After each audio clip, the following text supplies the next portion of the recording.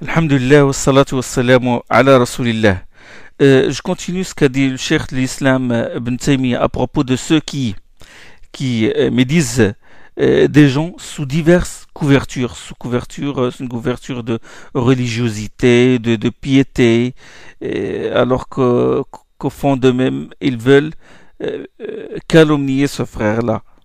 يقول ابن تيمية رحمه الله: ومنهم من يرفع غيره رياء فيرفع نفسه فيقول لو دعوت البارحة في صلاتي لفلان لما بلغني عنه كيت وكيت. Il y a celui qui élève quelqu'un par ostentation pour élever sa propre personne.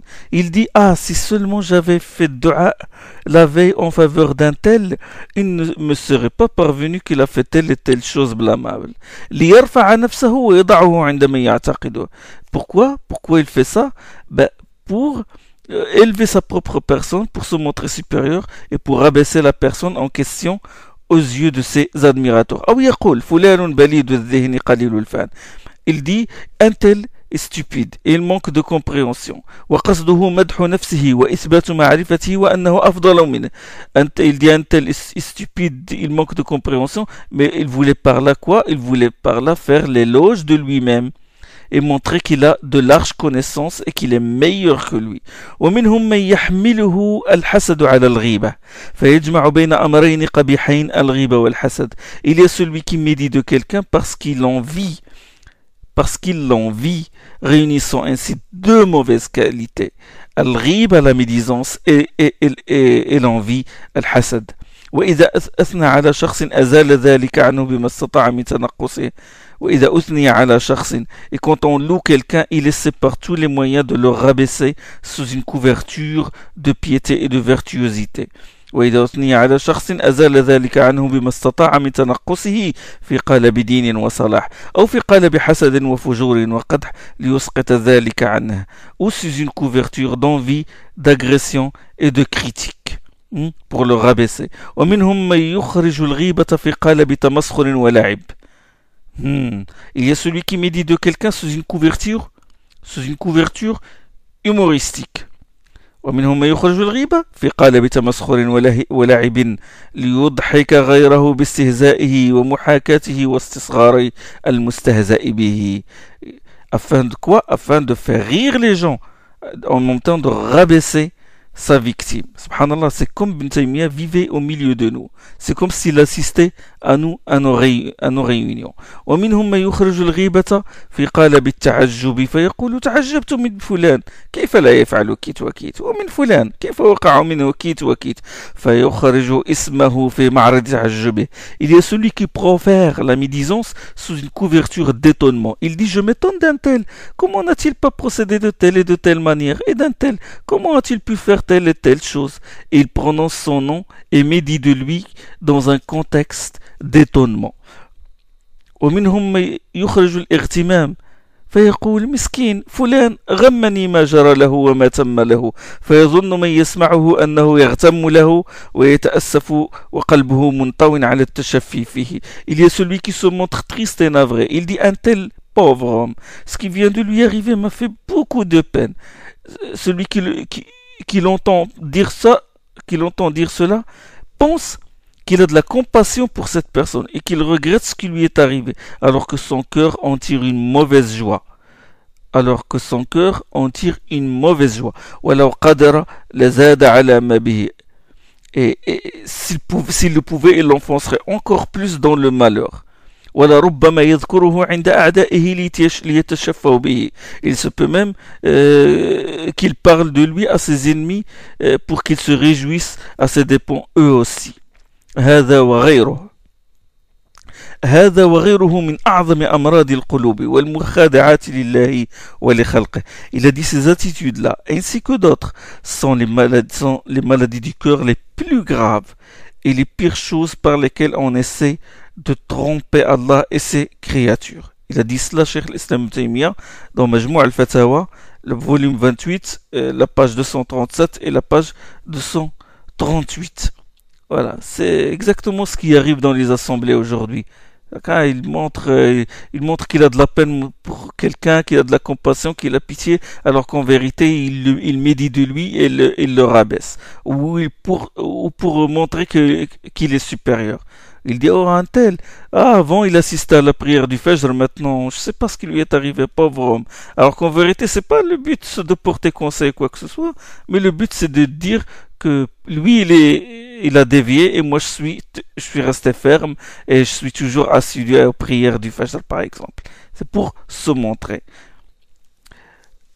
Parmi les formes de la riba sous-entendue, il y a ce qui se passe dans certaines assemblées. Et surtout parmi les talabat al-ilm, quand quelqu'un se distingue de ses camarades par sa belle récitation, par exemple du Coran, sa belle voix, ou fait un bon discours, ou se distingue par sa bonne compréhension, et, et qu'on l'évoque, par exemple, dans une assemblée, les envieux, qu'est-ce qu'ils font? Les envieux, les jaloux. Et ils disent, oui, il a quel diplôme celui-là? Et il est sorti de quelle université? Quel est son cheikh? Leur but c'est quoi? Leur but c'est quoi? Leur but c'est de le rabaisser. Et c'est exactement celle-là la riba, car les savants disent la riba consiste à faire comprendre à l'interlocuteur, à la personne à laquelle on parle, que la personne dont tu parles est imparfaite.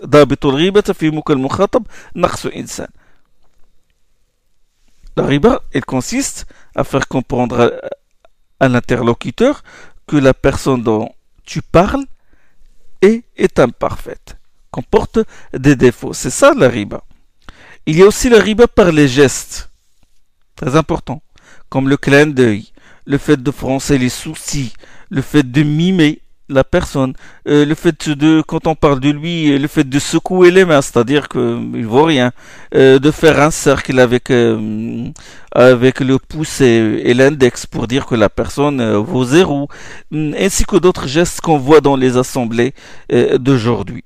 Ce qui pousse ces gens-là à médire de leurs frères, ce sont surtout l'envie, la flatterie et le désir de faire plaisir à ses camarades, hein, d'être en entente avec eux.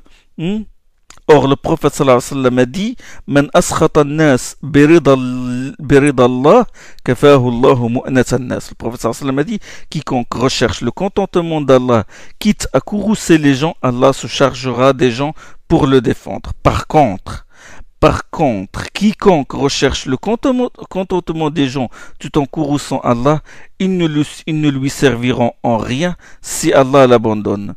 ومن أسخط الناس ومن أرضى الناس بسخط الله وكله الله إلى الناس.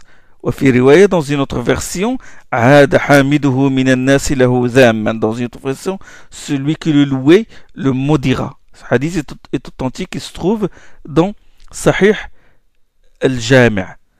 Donc ce qui pousse ces gens à médire de leurs frères, ce sont surtout l'envie, le désir de plaire à ses compagnons, la jalousie, le désir de se montrer supérieur, l'orgueil, la peur aussi, la peur d'autrui, le manque de scrupules religieux, la passion, l'imitation servile, l'imitation aveugle. Pour défendre son cher, il médit des rivaux de celui-ci.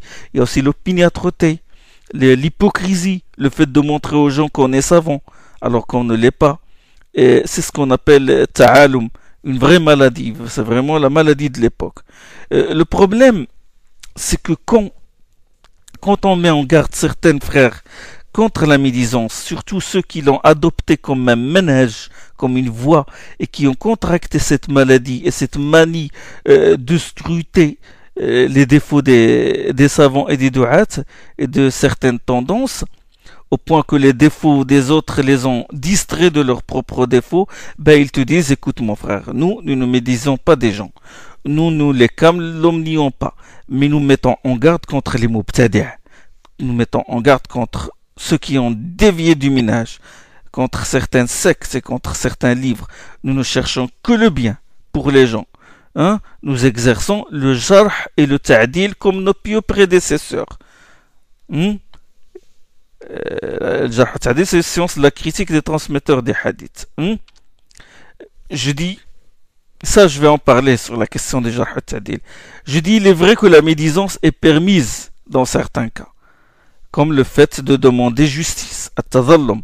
La personne lésée peut porter son affaire au tribunal et dire au juge, voilà, un tel m'a fait telle et telle chose, m'a causé tel et tel préjudice. Et comme a dit Allah subhanahu wa ta'ala dans Surat Nisa, la yuhibbu Allahu al-jahra bis-su'i min al-qawli illa man zulim. Allah n'aime pas que l'on manifeste un mal en parole, mis à part le cas de celui qui a subi une injustice. Et il y a aussi quand on en demande une fatwa, quand on s'enquille auprès d'un savant sur une affaire, à propos d'une affaire, il est permis par exemple de lui dire mon frère m'a fait du tort, de toute façon il est permis de m'y dire. Le hadith de Hind ibn Utba, anha, la femme de Abu Sufyan, en est une preuve.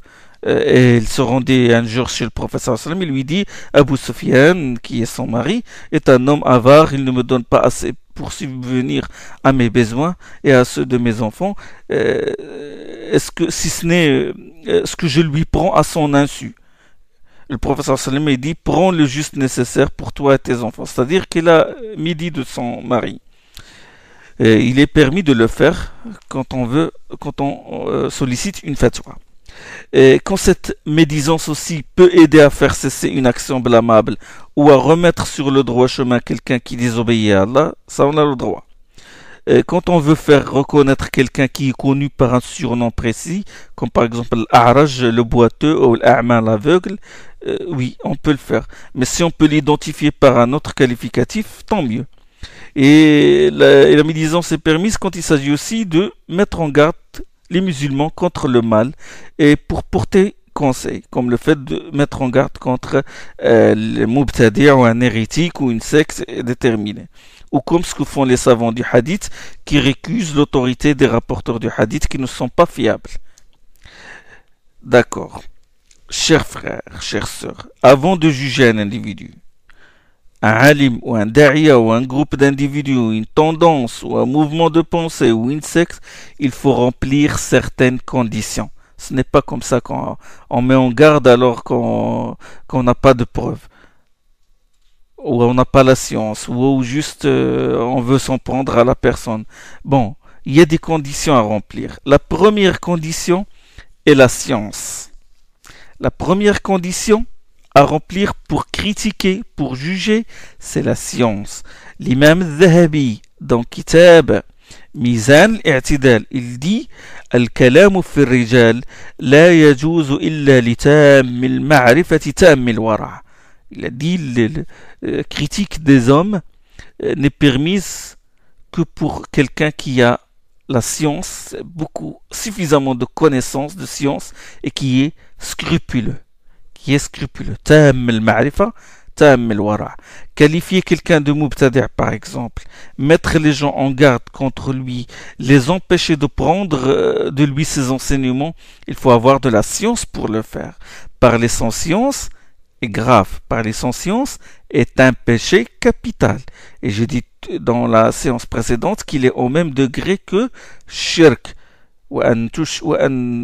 Parmi les choses qu'Allah interdit, il a dit وَأَن تُشْرِكُوا بِاللَّهِ مَا لَمْ يُنَزِّلْ بِهِ سُلْطَانًا وَأَن تَقُولُوا عَلَى اللَّهِ مَا لَا تَعْلَمُونَ.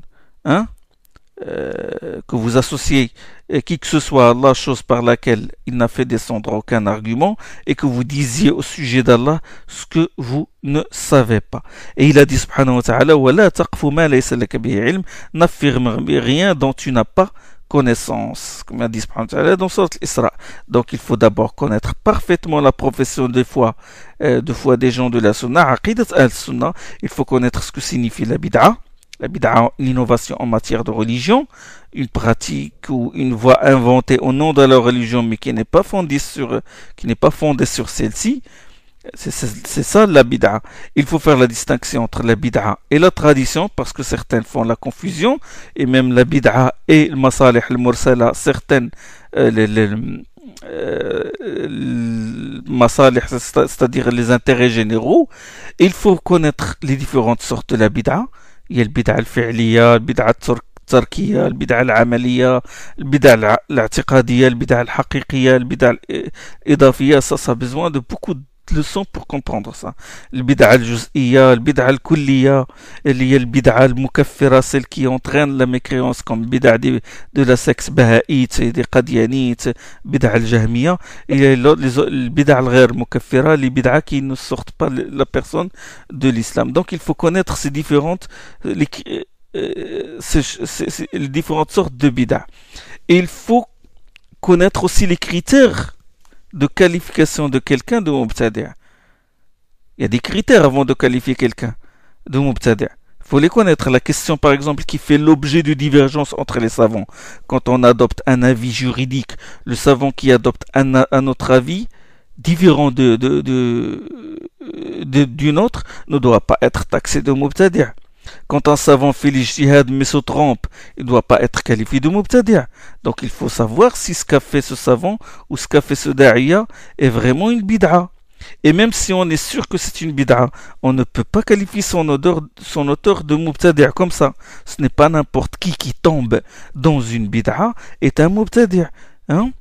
Qu'on doit récuser et bannir. Il se peut que ce soit une erreur de l'ijtihad ou une raison du ta'wil ou autre raison. Par exemple, le ta'wil, une interprétation personnelle d'un texte. Ce n'est pas facile de classer quelqu'un dans une secte comme ça, égaré. De le taxer d'égaré ou de pervers ou de mubtadi'. Celui qui commet une bid'a n'est pas obligatoirement un mubtadi'. Et celui qui commet un acte de kufr, de mécréance, n'est pas obligatoirement un kafir. Quand les salaf, nos pieux prédécesseurs, qualifient quelqu'un de mubtadi', ils font référence à 4 sectes. En général, 4. Ce sont les khawarij, les chiites, les qadariya, parmi lesquels il y a les mu'tazila, et les murji'ites. Les mubtadi'a, un critère à retenir, ce sont ceux qui font de la doctrine qu'ils ont inventée une parole, qawl, par laquelle ils se séparent de la communauté musulmane. Et en vertu de cette doctrine, ils font l'wala ou l'bara. Ils s'allient avec ceux qui sont d'accord avec eux, ils désavouent ceux qui ne sont pas d'accord avec eux. C'est ça les mubtadi', ça c'est une caractéristique des mubtadi'. D'accord? Une autre caractéristique, c'est qu'ils contestent des choses évidentes de la religion, des choses qui sont connues de la sunna, des choses qui sont de commune renommée. Donc quand on qualifie quelqu'un de mubtadi', voilà, on se réfère à ces deux choses. On ne qualifie pas quelqu'un de mubtadi' parce qu'il prie les mains tendues ou fait le maulid ou récite le Coran en groupe. Ça, ce sont des bid'a soit idafiyya, soit des bid'a relatives aux actes. Mais les bid'a, quand les anciens parlent des mubtadi'a, ils se réfèrent à ces 4 sectes. Les khawarij, les shi'a, les qadariya et les murji'a. Ibn Taymiyyah, rahimahullah, a dit: والبدعة التي يعد بها الرجل من أهل الأهواء ما اشتهر عند أهل العلم بالسنة مخالفتها للكتاب والسنة. La bid'a à cause de laquelle l'homme est compté parmi les ahl ahwa, c'est-à-dire ceux qui suivent leur passion, ceux qui suivent les adeptes des opinions arbitraires ou les non-sunnites en général, la bid'a à cause de laquelle l'homme est compté parmi les ahl ahwa est celle que les savants qui ont une connaissance intelligente de la sunna jugent qu'elle est contraire au Coran et à la sunna. Il donne l'exemple. ويقول: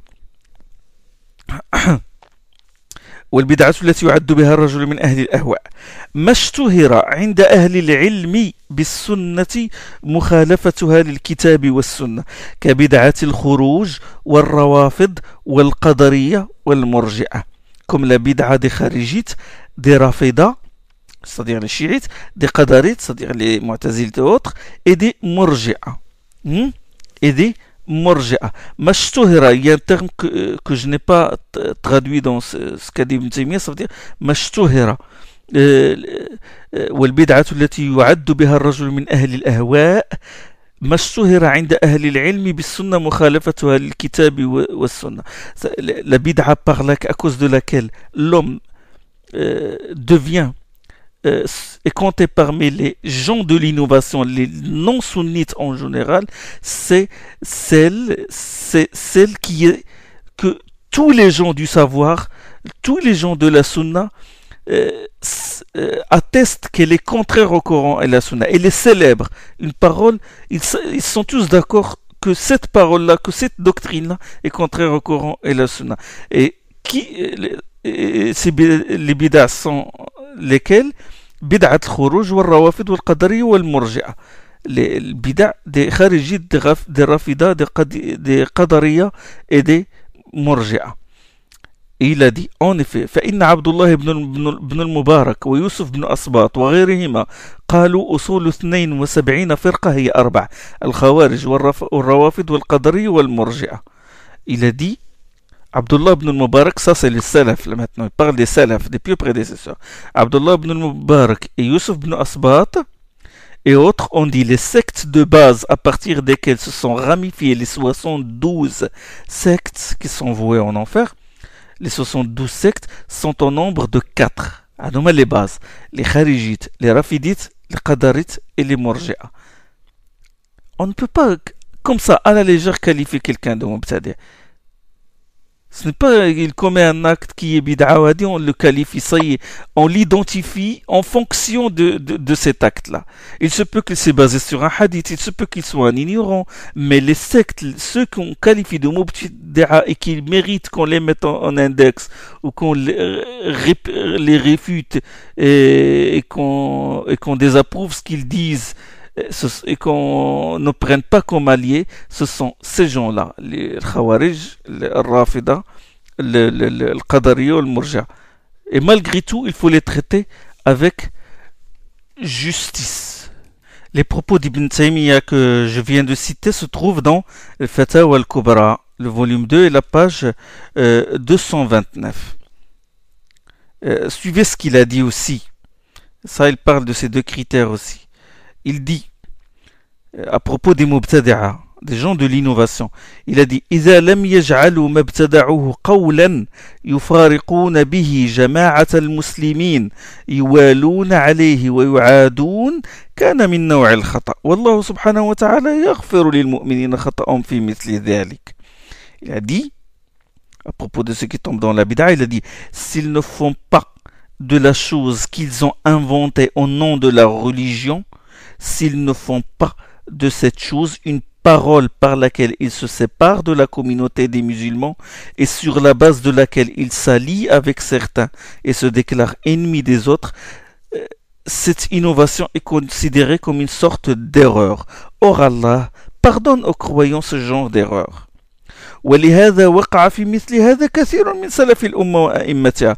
Il a dit d'ailleurs beaucoup de pieux prédécesseurs de la communauté et ces imams ont soutenu des thèses auxquelles ils se sont parvenus par ijtihad alors qu'ils contredisent ce qui est établi dans le Coran et la Sunna. ولهذا وقع في مثل هذا كثير من سلف الأمة وأئمتها لهم مقالات قالوها باجتهاد وهي تخالف ما ثبت في الكتاب والسنة.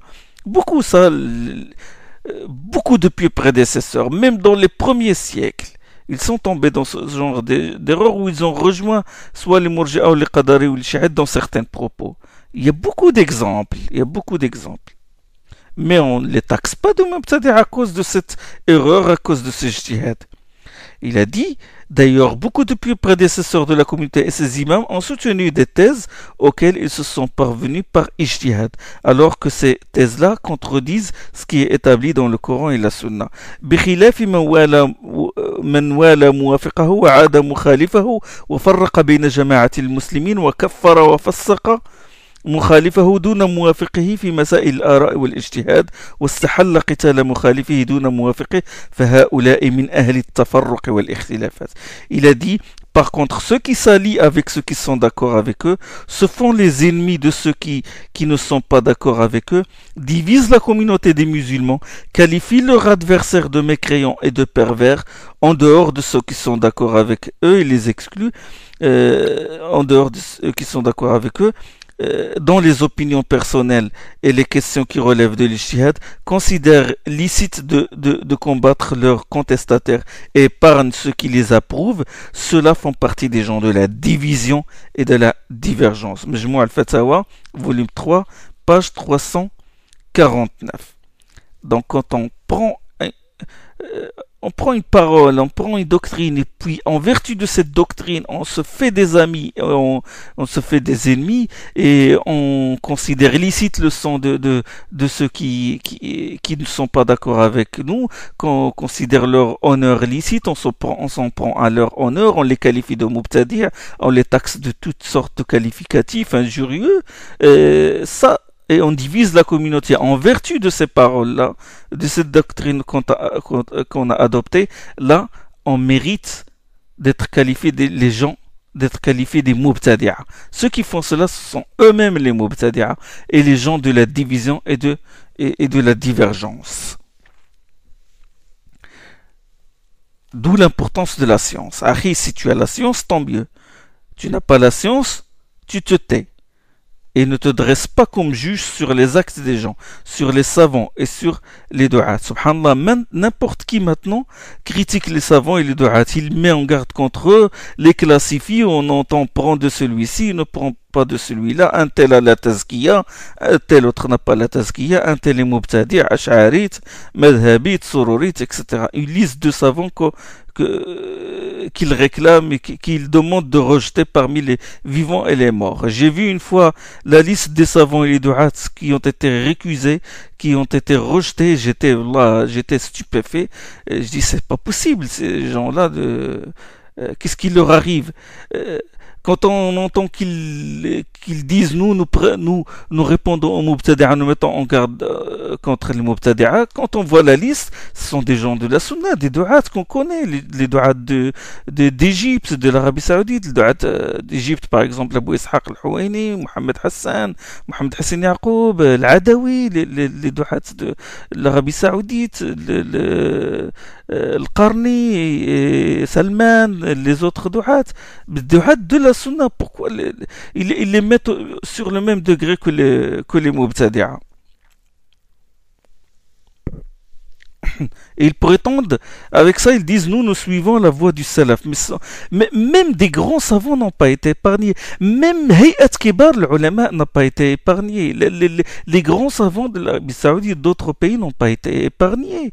Bekr Abou Zayd n'a pas été épargné. Abdel Mohsen Al-Abbad, il a été critiqué. Et beaucoup d'autres du'at et de grands savants n'ont pas été épargnés. Subhanallah. Et là, ils disent, nous suivons la voie des salaf. Nous pratiquons le jarh et le ta'dil comme les savants du hadith. Écoutez, mes frères. Le jarh et le ta'dil est une science. Ilm, c'est une branche de la science du hadith. Partout dans les universités du monde, quand on apprend la science du hadith, le jarh ou le ta'dil, c'est une science, c'est une branche de la science du hadith. Il étudie les qualités des transmetteurs du hadith. Il consiste à récuser l'autorité de certains rapporteurs ou à réhabiliter d'autres, juger que tel rapporteur est digne de confiance et que tel autre n'est pas digne de confiance. Pourquoi? Pour faire le tri, pour faire la différence entre les hadiths authentiques et les hadiths mensongers, les hadiths da'if et les hadiths qui sont authentiques. Cette science est consignée dans des livres. Il y a des livres qui parlent de cette science-là, qui étudient cette science-là. Celui qui étudie la science de jarh ta'dil, il faut qu'il se réfère à ces livres-là qui parlent de la biographie des rapporteurs et leur degré et leur qualité, leur degré d'honorabilité, et s'ils méritent d'être récusés ou méritent d'être réhabilités. Ces livres comme Kitab Siyar A'lam Nubala, comme Mizan al-I'tidal, de الذهبي تذكرة الحفاظ الضعفاء والمتروكين de النسائي الضعفاء العقيلي تقريب تهذيب التهذيب ابن حجر العسقلاني ثقات ابن حبان إكمال الكمال ابن ماكولة طبقات المدلسين تهذيب الكمال الجرح والتعديل de l'imam الرازي Les savants du Jarh ou Ta'dil sont connus, comme l'imam Zahabi, Ibn Hajar, Al-Muzzi, Al-Bukhari, Ahmed, l'imam Ahmed, Yahya ibn Ma'in, Ali ibn al-Madini. Les savants sont connus. La nomenclature du Jarh et du Ta'dil est connue. Elle est bien déterminée. Les mots techniques sont bien connus. Les qualificatifs de récusation sont connus. Et les qualificatifs par lesquels on réhabilite les qualificatifs, si vous voulez, de l'honorabilité des rapporteurs sont connus. Leur sens est connu.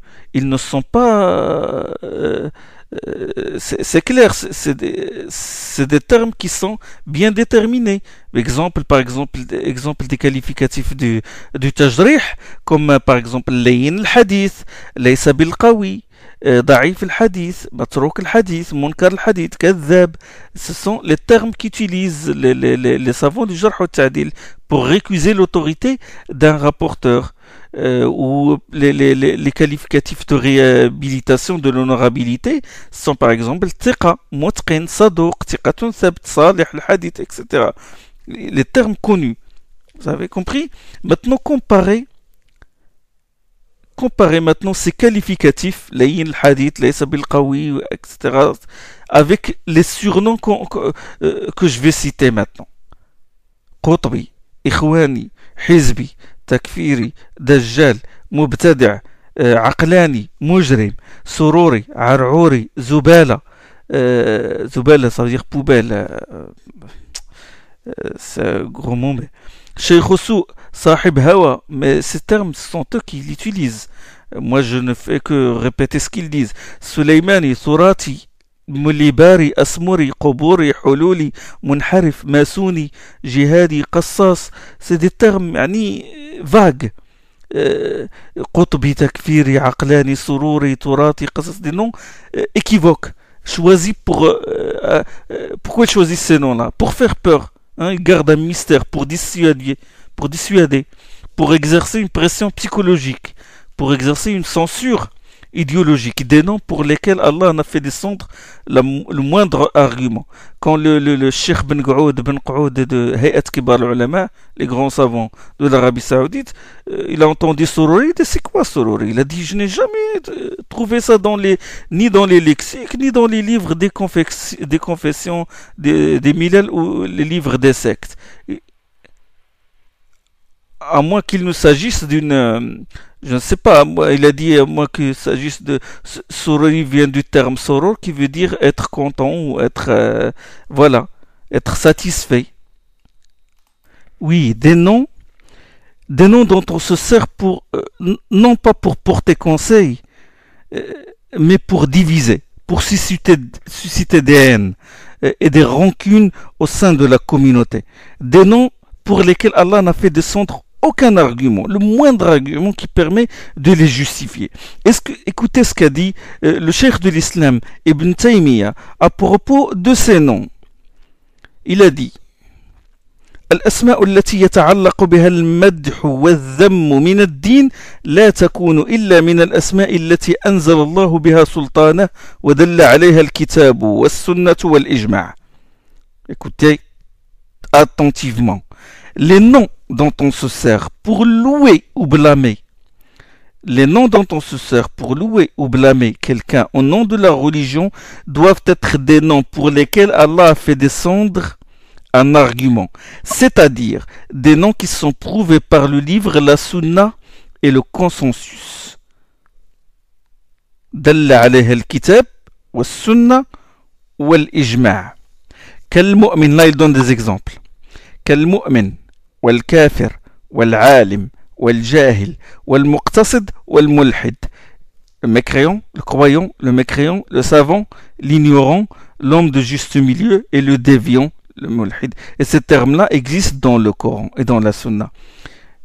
Jusqu'à ce qu'il a dit. Il a dit فَأَمَّا الْأَسْمَاءُ الَّتِي لَمْ يَدُلْ الشَّرْعُ على ذم أهلها ولا مدحهم فيحتاج فيها إلى مقامين أحدهما بيان المراد بها والثاني بيان أن أولئك مذمومون في الشريعة. Il a dit quant aux noms au sujet desquels il n'y a aucun argument religieux qui prouve que ceux qui les portent sont blâmés ou loués, il nécessite deux explications. La première, il faut expliquer le sens de ces mots. Qu'est-ce que vous voulez dire par takfiri hizbi ikhwani? Qu'est-ce que vous voulez dire? C'est ce que explique Cheikh Islam Ibn Taymiyyah. Il nécessite deux explications. Il faut expliquer le sens de ces noms. Deuxièmement, il faut démontrer que ces gens qui portent ces noms sont blâmés par la religion. Majmou' al-Fatawa, le volume 4 et la page 146. Quand tu taxes quelqu'un de Hizbi ou de Tourati ou de Sorori, il faut que tu expliques ce que signifient ces noms. Et il faut donner des preuves évidentes que la personne à qui tu as attribué ces noms est quelqu'un que la religion condamne. Sinon, tu feras partie de ceux qui disent au sujet d'Allah ce qu'ils ne savent pas. De ceux qui forgent des mensonges contre Allah. Yaftaruna ala Allah al-kadhib. Est-ce que le cheikh de l'islam a vécu une fitna pareille? Oui, il a vécu une fitna pareille. Et écoutez bien ce qu'il a dit. Il a dit, rahimahullah, وَكَذَلِكَ التَّفْرِيقُ بَيْنَ الْأُمَّةِ وَامْتِحَانِهَا وكذلك التفريق بين الأمة وامتحانها بما لم يأمر الله به ولا رسوله مثل أن يقال للرجل أنت شكيلي أو قرفندي. Il ne convient pas, il a dit, il ne convient pas de créer des divisions au sein de la communauté, ni de mettre à l'épreuve ses membres en vertu des choses que ni Allah ni son envoyé n'ont ordonné. Comme le fait de demander à quelqu'un, es-tu Shakili? Es-tu Qarafandi? C'est des noms, c'est facile à comprendre. Vous n'avez qu'à remplacer Shakili et Qarafandi par Sorori et Hizbi, ou les qualificatifs qu'on entend aujourd'hui. وكذلك التفريق بين الأمة وامتحانها بما لم يأمر الله به ولا رسوله مثل أن يقال للرجل أنت شكلي أو قرفندي فإن هذه أسماء باطلة ما أنزل الله بها من سلطان وليس في كتاب الله ولا في سنة رسوله صلى الله عليه وسلم ولا في الآثار المعروفة عن سلف الأمة لا شكلي ولا قرفندي. Il ne convient pas de créer des divisions au sein de la communauté, ni de mettre à l'épreuve ses membres en vertu des choses que ni Allah ni son envoyé n'ont ordonnées. Comme le fait de demander à quelqu'un « Es-tu Shakili ou Qarafandi ?» Il s'agit en effet de noms vains, au sujet desquels Allah n'a fait descendre aucune autorité. Ces noms, Shakili et Qarafandi, ne figurent ni dans le livre d'Allah, ni dans la Sunna, ni dans les récits connus des anciens imam. La même chose qu'on dit à ces gens-là qui utilisent ces qualificatifs. Il n'existe Sururi ou Hizbi, il n'existe ni dans le Coran, ni dans la Sunna, ni dans les propos de nos prédécesseurs. Et il a dit وَالْوَاجِبُ عَلَى الْمُسْلِمِ وَالْوَاجِبُ عَلَى الْمُسْلِمِ إِذَا سُئِلَ عَنْ ذَلِكَ أَنْ يَقُولَ لا أنا شكيلي ولا قرفندي بل أنا مسلم متبع لكتاب الله وسنة رسوله.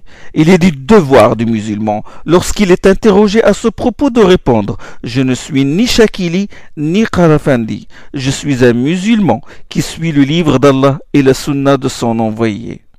Quand quelqu'un t'interroge, es-tu Ikhwani, es-tu Sorori, es-tu Har'ori, et tu dis je suis musulman, je suis la sunna, le livre d'Allah et la sunna de son envoyé.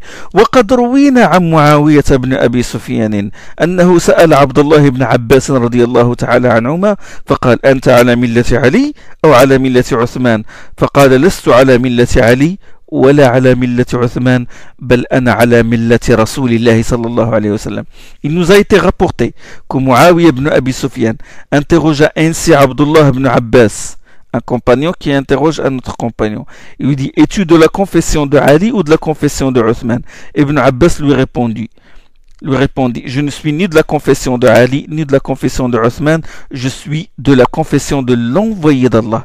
كان كل من السلف يقولون كل هذه الأهواء في النار. Tous nos pieux prédécesseurs disaient toutes ces passions ont pour destination le feu de l'enfer. ويقول أحدهم ما أبالي أي النعمتين أعظم على أن هداني الله للإسلام أو أن جنبني هذه الأهواء. L'un d'eux disait je ne me soucie pas de savoir lequel de ces deux bienfaits est plus grand, qu'Allah m'ait guidé vers l'islam ou qu'il m'ait protégé de ces passions. Ces passions, c'est cette manie de taxer les gens, de les qualifier, de les classer dans des sexes. Wallahu ta'ala, écoutez très bien ce qu'il a dit. Wallahu ta'ala qad sammana fil Qur'an.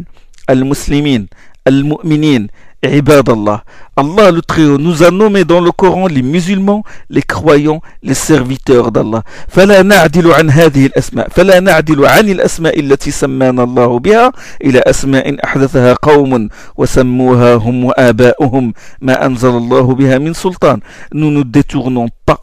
Nous ne détournerons pas, donc pas des noms dont Allah nous a nommés au profit de noms que des gens ont inventés, qu'ils ont donnés eux et leur père, et au sujet desquels Allah n'a fait descendre aucun argument qui les justifie. بل الأسماء التي قد يسوغ التسمي بها مثل انتساب الناس إلى إمام كالحنفي والمالكي والشافعي والحنبلي أو إلى شيخ كالقادري والعدوي ونحوهم أو مثل انتساب القبائل أو مثل انتساب إلى القبائل كالقيسي واليماني وإلى الأمصار كالشامي والعراقي والمصري فلا يجوز لأحد أن يمتحن الناس بها ولا يوالي بهذه الأسماء ولا يعادي عليها. Et même en ce qui concerne les noms qu'il est loisible de porter, comme le fait de se rattacher à un imam en disant qu'on est Hanafite, Malikite, Shafi'ite ou Hanbalite, ou le fait de se rattacher à un cheikh en disant qu'on est par exemple Qadiri ou Adawi, et d'autres, ou le fait de se déclarer d'une tribu en disant qu'on est Qaïsite ou Yamanite, ou d'une métropole en disant qu'on est Syrien, Irakien ou Égyptien, il n'appartient à personne d'éprouver les gens, de se lier d'amitié avec les uns, ni de se lier d'amitié avec d'autres, ou de se faire l'ennemi des autres, au contraire, se faire en vertu de ces noms. فلا يجوز لأحد أن يمتحن الناس بها ولا يوالي بهذه الأسماء ولا يعادي عليها. Il n'appartient à personne d'éprouver les gens, de les mettre à l'épreuve, de se lier d'amitié avec les uns, ou au contraire se faire l'ennemi des autres en vertu de ces noms. Qu'est-ce qu'il veut dire par là? Il dit comme ce qui se passe maintenant. L'alliance et le désaveu ne se fait pas en vertu du tawhid, du rejet du shirk et de la conformité au prophète sallallahu alayhi wa sallam, mais en vertu de l'appartenance à un cheikh. Quelqu'un ne juge pas que tu es son frère parce que tu suis la sunna, parce que tu suis Allah et le prophète sallallahu alayhi wa sallam, parce que tu lis le Coran, parce que tu assistes aux prières. Non, ce n'est pas en vertu de ces choses qu'il s'allie avec toi, mais en vertu de l'appartenance à un cheikh. Ainsi, ceux qui se réclament d'un cheikh, un tel, qu'est-ce qu'ils font? Ils mettent à l'épreuve l'autre. Ils disent, qu'est-ce que tu penses de notre cheikh? Qu'est-ce que tu penses? Quel est ton cheikh? Qu'est-ce que tu penses de notre cheikh? Si le pauvre homme leur répond je ne le suis pas, ou même s'il dit je le connais pas, ben il est banni, on ne le salue pas, on le prend pour ennemi, on le taxe de mubtadi'. Bon, c'est exactement celle-là, la voie des mubtadi'a, des gens de la bid'a. امتحان الناس. ماذا تقول في كذا؟ ماذا تقول؟ Qu'est-ce que tu penses de tel? يقول ابن تيمية, ça c'est un autre passage. Le passage dont je parle ici se trouve dans le volume, je pense le volume 28 de ses Fatawa. Là je passe à un autre passage. وليس لأحد, Ibn Taymiyyah il dit, وليس لأحد, à propos de ce wala pour les shuyukh, de cette alliance avec le shuyukh et l'exaltation des shuyukh. Il dit وليس لأحد أن ينصب للأمة شخصا يدعو إلى طريقته ويوالي ويعادي عليها غير النبي صلى الله عليه وسلم. Il a dit il n'appartient à personne de désigner à la tête de la communauté un homme en appelant les gens à suivre sa voie, et en vertu de celle-ci, il se lie d'amitié avec les uns et se fait l'ennemi des autres, excepté le prophète sallallahu alayhi wa sallam.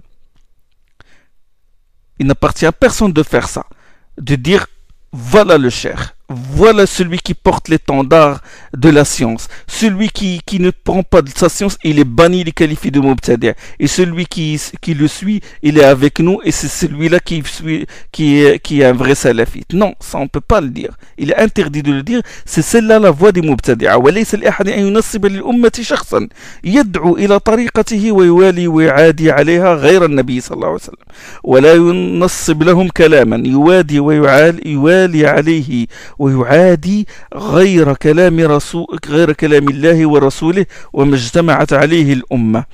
Il ne lui appartient pas non plus de leur imposer des paroles en vertu desquelles il s'allie et désavoue.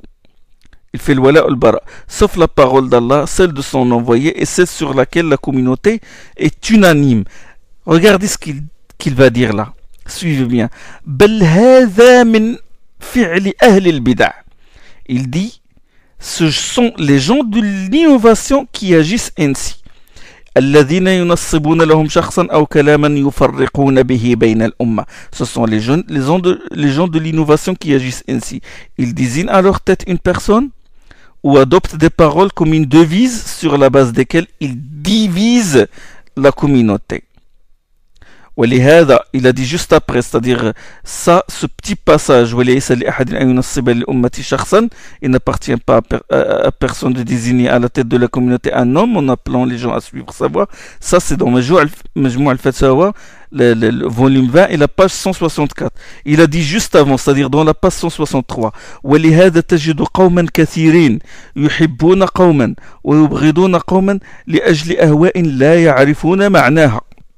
بل يوالون على إطلاقها أو يعادون من غير أن تكون منقولة نقلا صحيحا عن النبي وسلف الأمة. C'est pourquoi il dit, tu constates que beaucoup de gens aiment certains et en détestent d'autres sur la base d'opinions arbitraires dont ils ne connaissent ni le sens ni la preuve. Il se montre hostile envers ses frères, il ne leur adresse pas la parole, il appelle, il ne prend pas d'un tel cher, mais quand on lui demande la raison, il est incapable de fournir la raison. Quand il emploie un terme ambigu, hizbi ou minhaj, comme ça de manière absolue, qu'est-ce que ça veut dire? Il ne sait pas ce que ça veut dire le minhaj, il ne sait pas ce que ça veut dire hizbi. Mais comme ça, l'imitation aveugle et l'imitation servile. Le fait d'éprouver les gens, le fait de faire l'imtihan, le fait d'éprouver les gens, de leur faire subir un interrogatoire sur des chers. Qu'est-ce que tu penses d'un tel cher? Qu'est-ce que tu penses de tel autre? Qu'est-ce que tu penses de tel gouverneur? Il est kafir ou il est musulman? Et sur la base de la réponse, on fait le aqd du wala al-bara. On le prend pour ami ou on le prend pour ennemi. Ça, cet interrogatoire, cette mise à l'épreuve fait partie de la voie des gens de l'innovation. Ahl al-Bid'a, ce sont Ahl al-Bid'a qui pratiquent ce genre de choses. Cheikh Abd al-Muhsin al-Abbad, il a dit dans sa risale al-Hath ala ittiba' al-Sunnah wa al-Tahdhir min al-Bid'i wa bayan khatariha, il a dit wa min al-Bid'i al-munkara ma hadatha fi hadha al-zaman. Parmi les innovations blâmables, il y a cette pratique qu'on constate aujourd'hui.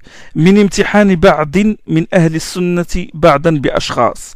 À savoir que certains gens de la sunna mettent à l'épreuve leurs confrères en les interrogeant sur un individu particulier. سواء كان الباعث على الامتحان الجفاء في شخص يمتحن به أو الإطراء لشخص آخر. Que le motif de la mise à l'épreuve soit l'hostilité envers cet individu-là ou le fait que leurs confrères font l'éloge d'un cher qui n'est pas le leur, qui n'est pas celui qu'ils vantent. أو الإطراء لشخص آخر. وإذا كانت نتيجة الامتحان الموافقة لما أراده الممتحن ظفر بالترحيب والمدح والثناء. S'il donne, si la personne interrogée, mise à l'épreuve, donne les réponses que veut l'inquisiteur ou l'interrogateur, alors il jouira d'un bon accueil et il recevra les éloges. وإلا كان حظه التجريح والتبديع والهجر والتحذير.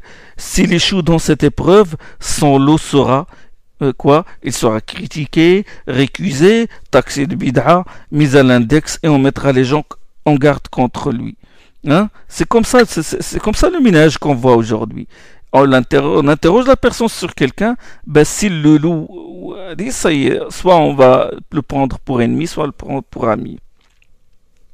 Le wala ne se fait pas sur la base du tawhid et sur l'abandon de shirk. Allah afiyah. Bon, tout ce que j'ai dit là est entre parenthèses et je continue ce qu'a dit le cheikh de l'islam Ibn Taymiyyah rahimahullah sur ce qu'il a dit dans le volume 4 de Majmou' al-Fatawa.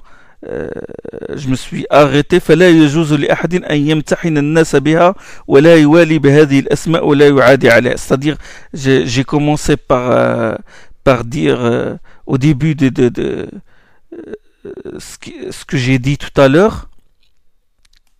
Oui, je me suis arrêté au passage où il dit فلا يجوز لأحد أن يمتحن الناس بها ولا يوالي بهذه الأسماء ولا يعادي عليها. C'est-à-dire quand il a parlé de Shakili, de Qarafandi, il a parlé aussi de l'appartenance à Madhab comme Hanafite, Shafi'ite, etc. ou l'appartenance à une métropole comme Irakien, Syrien, etc. Il a dit il n'est pas permis d'éprouver les gens, ni de se lier d'amitié avec les uns et de se faire l'ennemi des autres sur la base de ces noms. بل أكرم الخلق عند الله أتقاهم. Au contraire, il a dit, la plus noble créature auprès d'Allah est celle qui le craint le plus. بل أكرم الخلق عند الله أتقاهم من أي طائفة كان. وأولياء الله الذين هم أولياؤه هم الذين آمنوا وكانوا يتقون. Au contraire, la plus noble créature auprès d'Allah est celle qui le craint le plus, de quelque groupe qu'elle soit. Les amis d'Allah, ceux qui sont ses vrais amis, sont ceux qui croient et qui ont la taqwa. Or Allah nous a informé que ses amis sont les croyants. وقد أخبر الله سبحانه وتعالى وقد أخبر سبحانه أن أولياءه هم المؤمنون المتقون, sont les croyants les muttaqin. Et il a exposé ce que sont les muttaqin dans sa parole. وقد بين المتقين في قوله تعالى. Il a cité la parole d'Allah subhanahu wa ta'ala.